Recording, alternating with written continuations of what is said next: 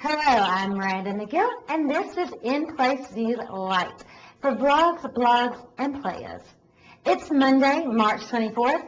This is what's making news now.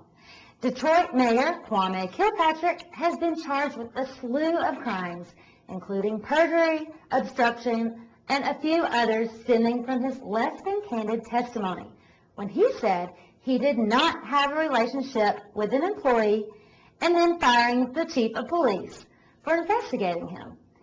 There are 12 counts in total against him. He faces 15 years if convicted. Here's a little of what the prosecutor said of the charges against Kilpatrick.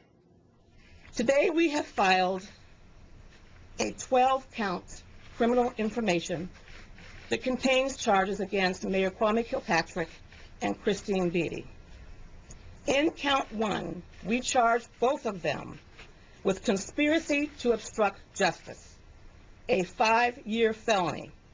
That count states that they did unlawfully conspire, combine, confederate, and agree, together with each other and others, to commit the following listed offense: obstruction of justice. Count 2, we charge both Mayor Kilpatrick and Christine Beatty with obstruction of justice. This count, a 5-year felony. This count reads that they did commit the crime of obstruction of justice by firing Gary Brown to willfully and corruptly hamper, obstruct, and or interfere with a criminal investigation and or commit perjury to hide the firing of Gary Brown and or the relationship between Christine Beatty and the mayor. If I could just find out where she got all that bling. Early this morning, police in Iowa City received a call which was then disconnected. Upon arriving, police discovered the bodies of a woman and 4 children in the home. Police in Iowa City say they came to this suburban house after getting a call at 6:30 a.m. saying they needed to respond immediately. The caller then hung up. When police arrived, the door was unlocked. Inside, they found the bodies of a woman and 4 children. Police say they were shot to death. Police are looking for the man who lived at the house, Steve Supple, and his missing van. They're also investigating the fiery crash of a van that could be Supple's about 10 miles from the home. The male driver was killed in the crash. Supple is scheduled to go on trial next month on charges of embezzling nearly $600,000 from the bank where he worked as vice president. He's also charged with money laundering. Matt Friedman, The Associated Press. An explosion at the Cargill Meat Solutions plant in Booneville, Arkansas, forced 180 people to evacuate nearby homes.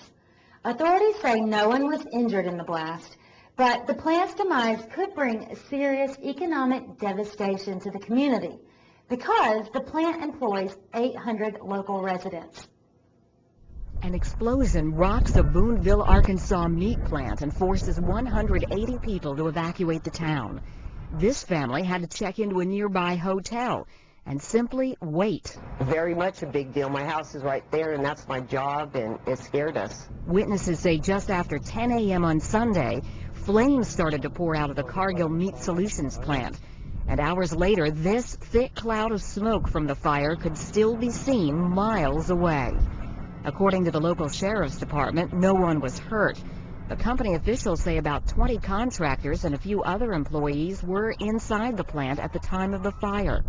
Authorities encouraged residents to leave the area because of an ammonia gas leak. The gas was used as part of the plant's refrigeration system. A hazardous materials crew remains on the scene.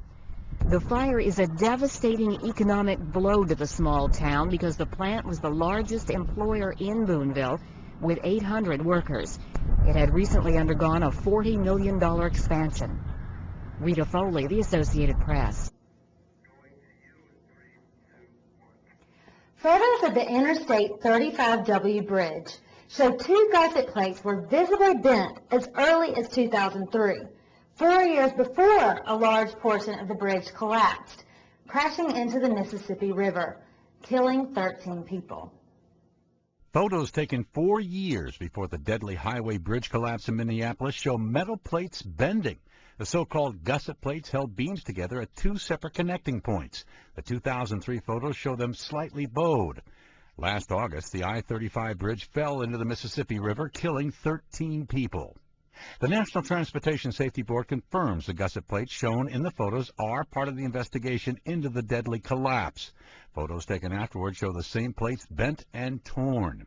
The NTSB's chairman has said that the bridge's original design specified steel for those and other gusset plates that was too thin. The 2003 photos were taken as part of a study commissioned by the Minnesota Department of Transportation. The weight of the bridge was increased twice after construction by adding a layer of concrete in 1977 and concrete barriers in 1998. The NTSB also says more than 191 tons of construction material was sitting over the bridge's weakest areas when it fell. Tim McGuire, the Associated Press.